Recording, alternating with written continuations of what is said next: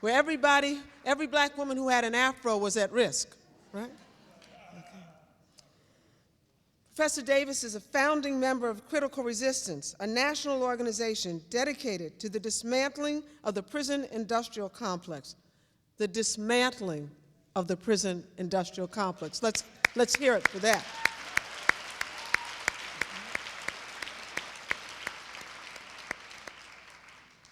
It's a notion that she popularized throughout her lectures and writings. Her most recent book on this topic is called Abolition Democracy and Our Prisons Obsolete.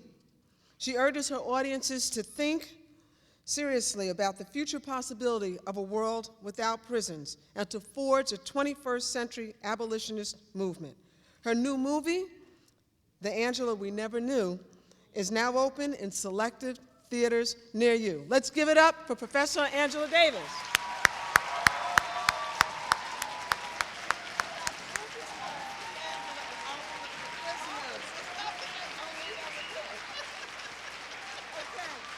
The title is wrong, but the person is here. Thank you. Thank you so much, Sophia. And first of all, I'd like to acknowledge the indigenous people, the First Nations people, the Native Americans who are the original inhabitants of the land on which we gather this evening.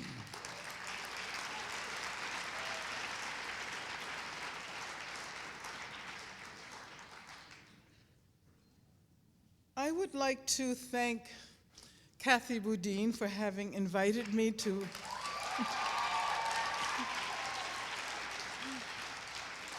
She says I shouldn't talk about her so much this evening. But I want to thank her for inviting me to participate in this conference during its third instantiation. I was here last year. How many of you were here last year? Great. And I still recall the excitement and enthusiasm and hope that was generated by last year's conference. It's really great to see Sophia Elijah again and Mark Lamont Hill.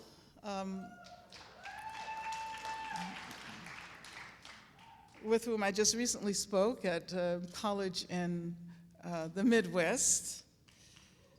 But let me say that last year, the presentation I found most moving was when Kathy called upon people who had been in prison to come up to the stage and to briefly describe the work they were currently doing.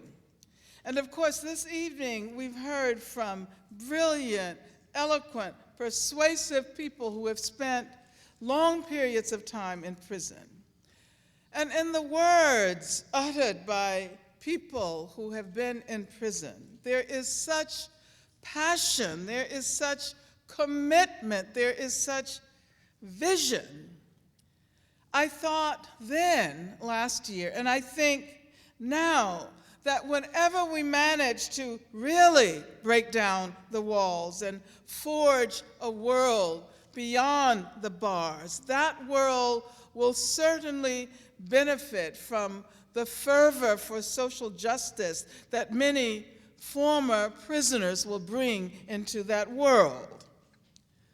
Now, I have referred to prisoners, and I think I should offer a few words about the power of language. What I've learned as a student and as a teacher is that whoever we are, wherever we may be, however comfortable we might feel in our communities, in our own skins, in our own ideas, we can never stop asking questions about those things we most take for granted. And much more important than what we think is how we think. And of course, the language we use dictates to a large extent what we think. So we have to focus on how we think.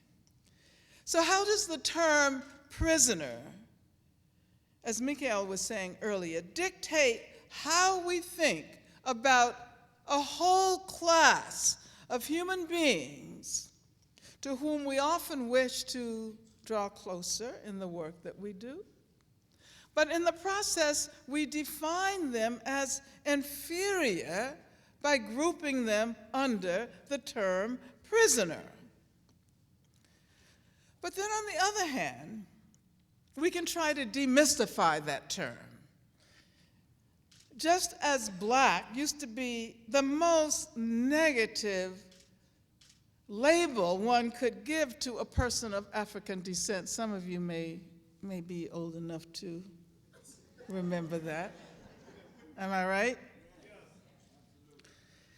We refuse to accept the disparaging connotation of the term black. As a matter of fact, many years ago, I can remember being run off the freeway in Southern California because I had a bumper sticker on my car that said, "Black is beautiful." Oh, yes. But we're talking about the term prisoner, which some of us insist on using instead of the more euphemistic term inmate. And you know, you might compare prisoner to black and inmate to Negro. But I don't think I have time to pursue that analogy.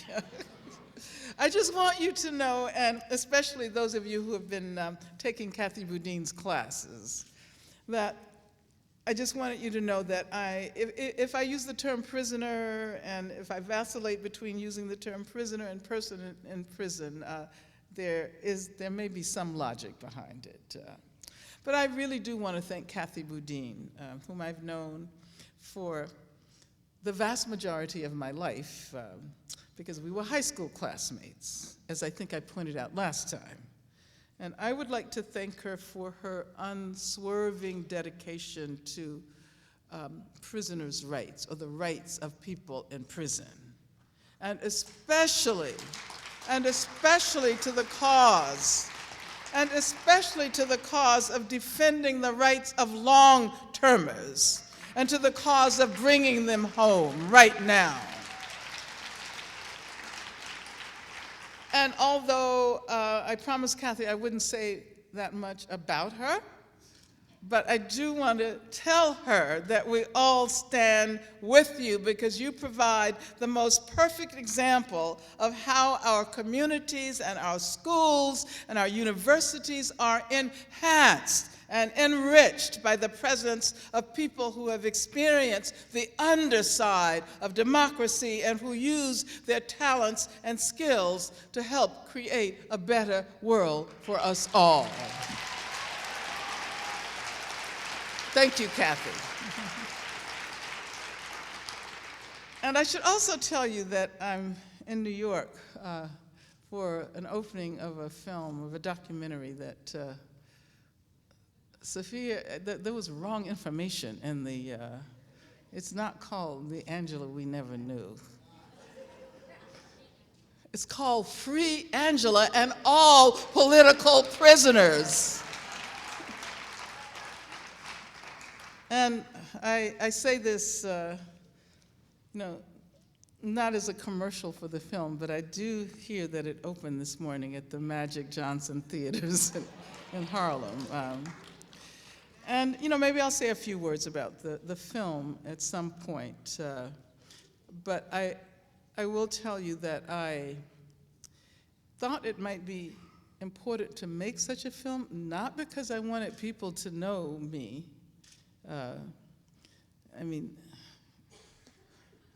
That's not important. But because I thought it might be important for young people today to witness the development of a movement that was victorious, a struggle that we actually won.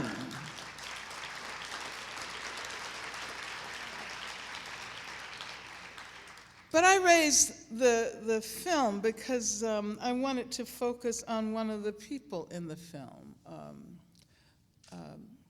a man by the name of Ruchell Magee. And Ruchell Magee was my co-defendant in 1970. He had been in prison for a number of years then. He was actually charged with kidnapping for the purpose of robbing someone, and it turned out the robbery netted $10. And in 1963, he was sentenced to 7 years to life.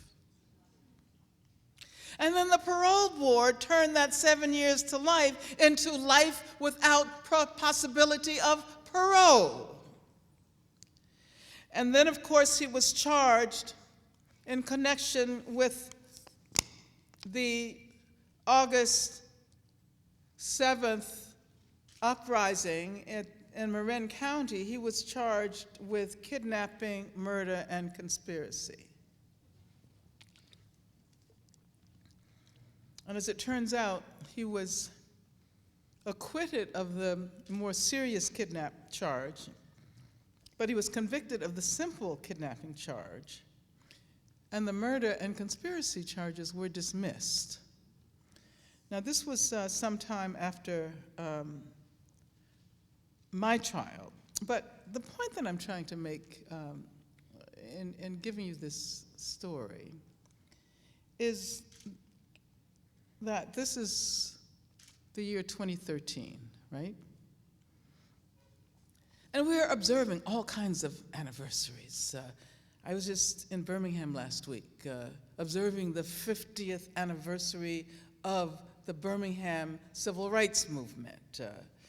Martin Luther King's letter from a Birmingham jail. It's 50 years since the bombing of the 16th Street Baptist Church, which claimed the lives of 4 girl children, Carol Robertson, Denise McNair, Cynthia Wesley, and Addie Mae Collins.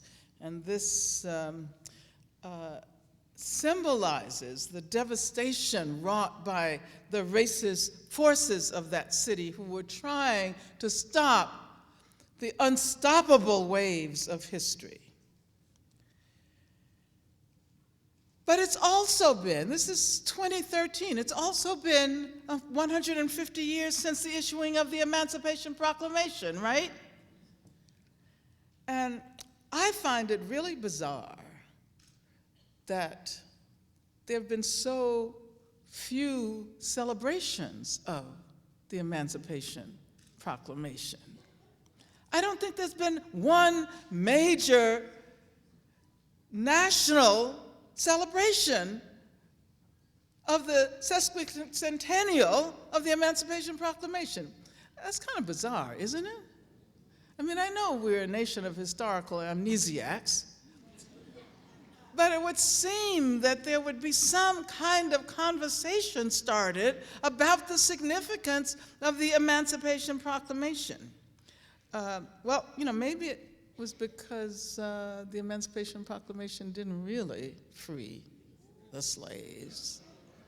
Maybe they're afraid that if we start talking about it, we'll acknowledge, we'll recognize what happened, we'll understand the dialectics of emancipation, if you will. Because we still live with the popular myth that Lincoln freed the slaves. And of course, Abraham Lincoln did not free the slaves.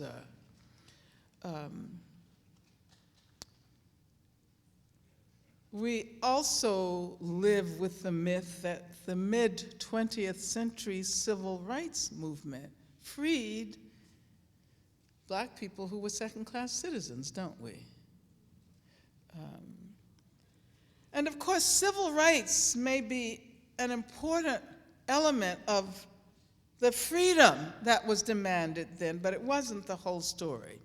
And in the same way it is maintained that the Emancipation Proclamation freed the slaves, it's too often assumed that the civil rights movement completed the struggle for democracy in this country. There is a historical closure that is enacted by viewing the civil rights movement in this way. Now, there's a connection between the 150th anniversary of the Emancipation Proclamation and Ruchell Magee's unending imprisonment, because he has been in prison for 50 years. 100 years after the Emancipation Proclamation, Ruchell Magee was imprisoned. 50 years later, he is still in prison.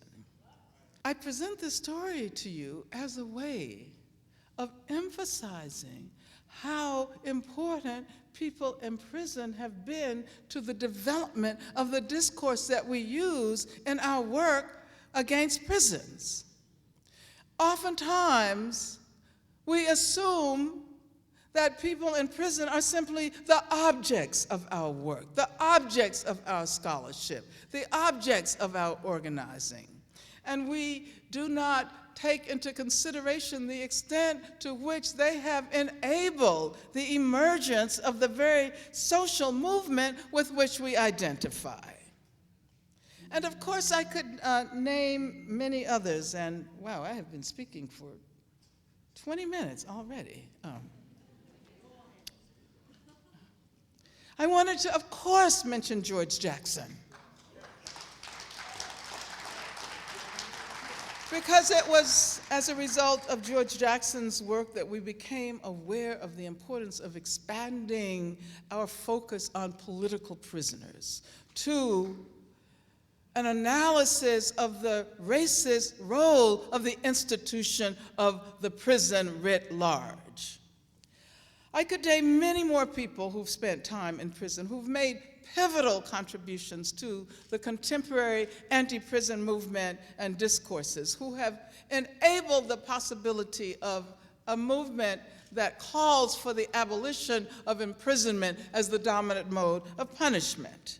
There is, of course, Mia Abu-Jamal, who allowed us to understand the centrality of the death penalty in our understanding of the prison industrial complex, corporeal death and civil death, which I just referred to, which are, of course, related to the social death of slavery. And then, of course, we can talk about the Puerto Rican political prisoners, who taught us that colonialism and imperialism are deeply connected to the development of the prison industrial complex. And I remember Alejandrina Torres and Dilcia Pagan and Alicia Rodriguez and Ida Luz Rodriguez. I remember the work that Linda Evans and her partner did when they wrote the first important essay on the prison industrial complex, the prison industrial complex and the global economy. And then, of course, there's Leonard Peltier, who has allowed us to understand the importance of linking the genocidal colonization of this land to the emergence of the prison and the prison industrial complex. And then there are countless numbers of women in prison who have insisted on the connection between sexual assault, as we know it, and the routinized body searches and cavity searches that happen to women every day all over the world in women's prisons. And I could mention many other names, and I do want to mention the Angola Three. And I do want to mention Laura Whitehorn, who is probably here this evening. Are you here, Laura? Oh, there you are. Hi. The work that Laura has done is invaluable. And of course, Marilyn Buck, whose memory we honor and whose incredible poetry pointed towards connections and intersections we've never fully explored. And of course, I could continue with examples, but the most important point is a general one. And that is that we cannot assume a distance or a hierarchy that defines the relations between people inside and outside prisons. Those relations must be egalitarian. People inside help us to theorize and struggle around issues related to people in prison, but more importantly, these issues belong to every agenda that purports to be about social justice. And of course, this means that the neat distinction that we often make between political prisoners and the larger body of prisoners doesn't really work. And so let's talk about the anti-prison movement, the abolitionist movement.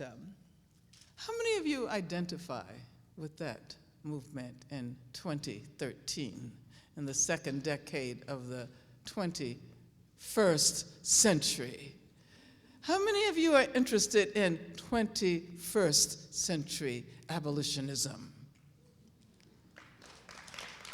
All right.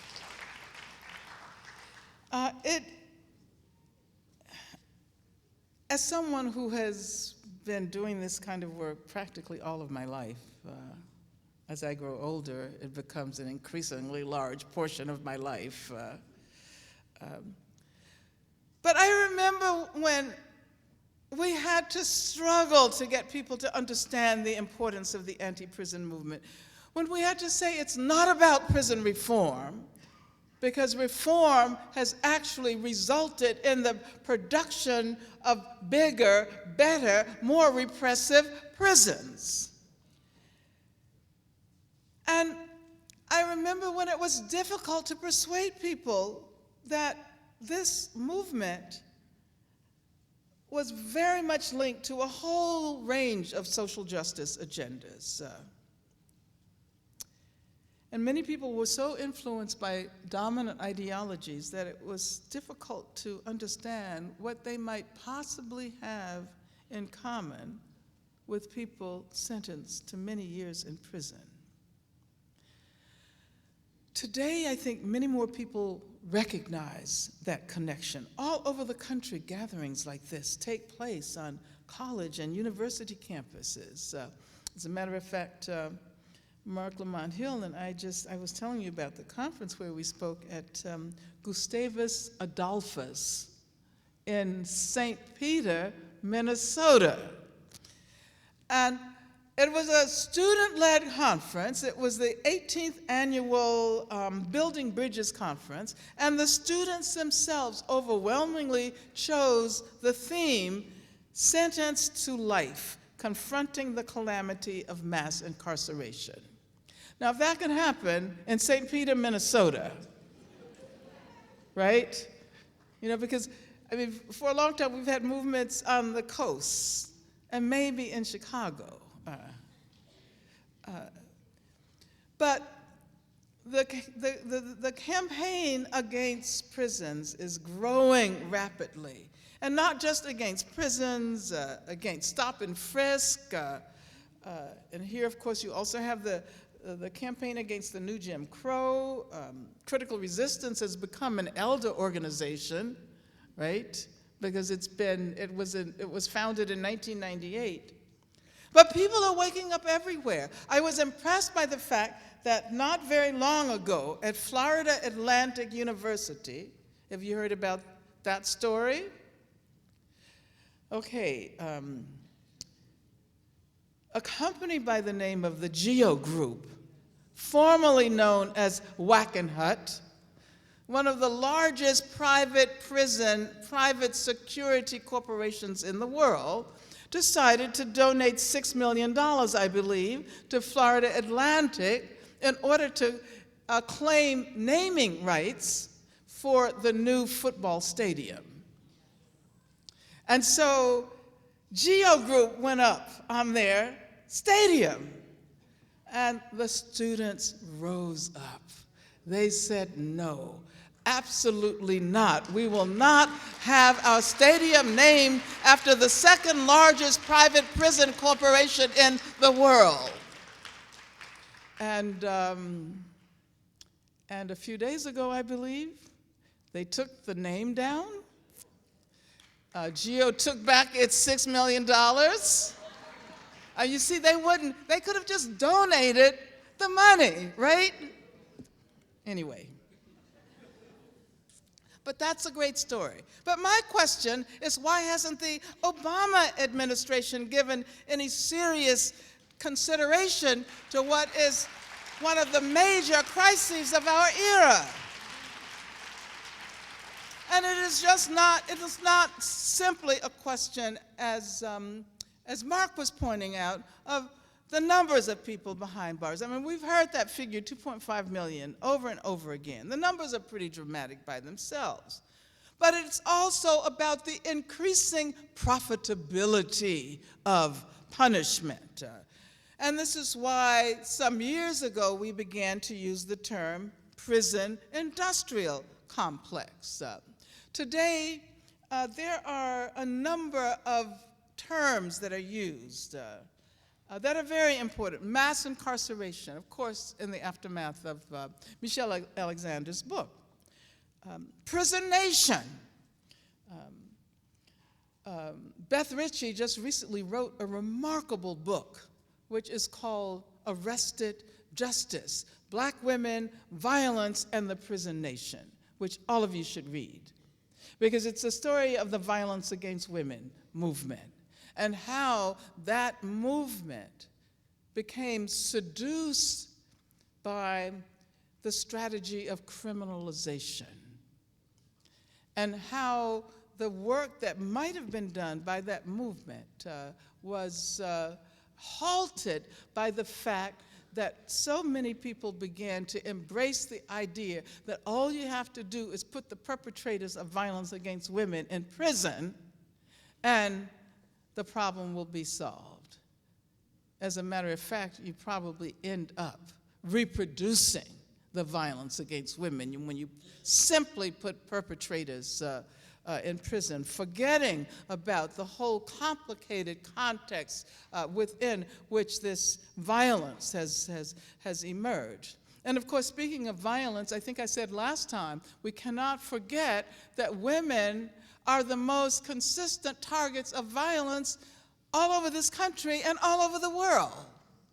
And that we have to understand the relationship between intimate violence and institutional violence, private violence and state violence.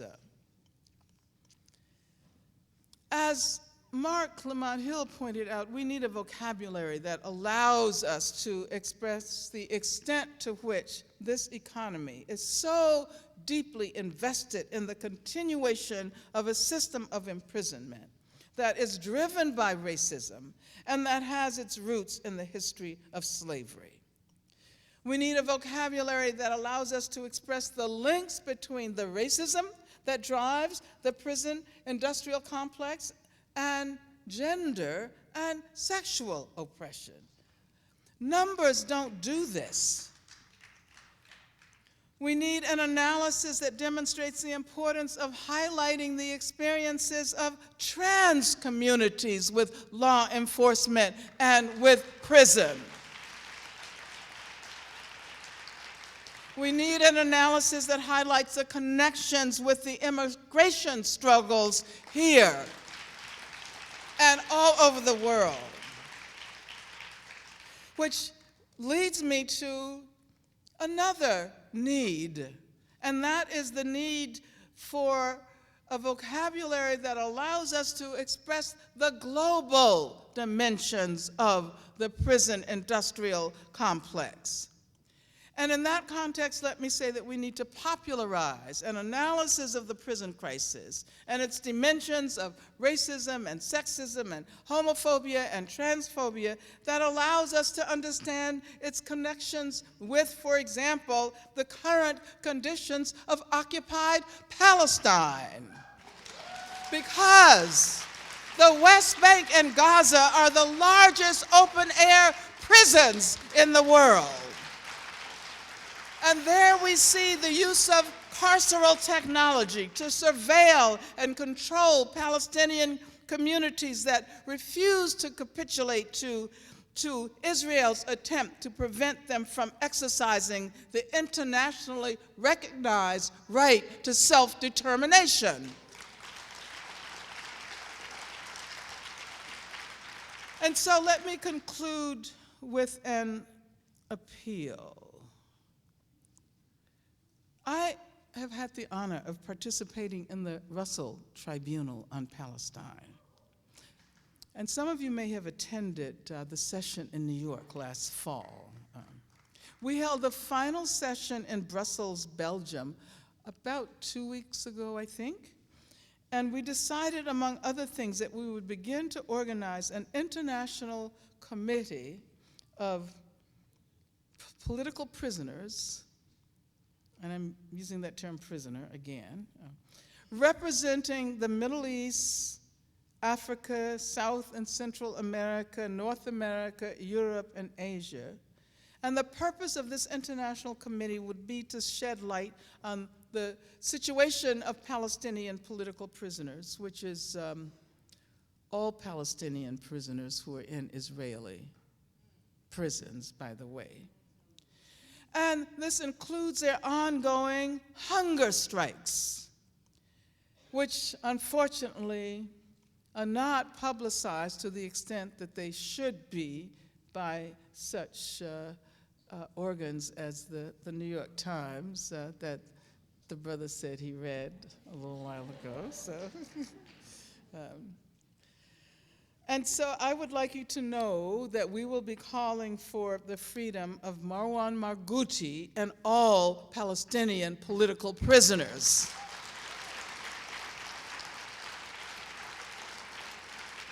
And this leads me to say just a few words in conclusion about the importance of internationalism. And if you go and see that film about my case, it was actually amazing the way people all over the world, joined the campaign for my freedom. You'll see my sister giving a speech in French to 100,000 young French people who were calling for my freedom. But the importance of internationalism today, I was actually just in France last week. And people there are also talking about racism and incarceration. They're also talking about Islamophobia. They're talking about police violence, particularly against people of African descent, Arabs, Muslims. They're talking about immigration issues, the sans-papiers movement, the movement of people without papers. They're talking about the arrest and incarceration of young, black, queer people. It used to be that Europe was a different universe. I remember the first time I went to France, I thought that I had actually come from Birmingham to New York expecting that there would be no racism in New York. And then I got here and I said, oh, made a mistake. And then I decided to go to Europe because I thought that I would find my racial utopia in France. And I hadn't been there very long when I was mistaken for Algerian during the Algerian Revolution. So I joined the defense of the Algerian Revolution. But the point is that we all need to join hands with our sisters and brothers all over the world who are standing up for peace and justice and equality and freedom. Thank you very much.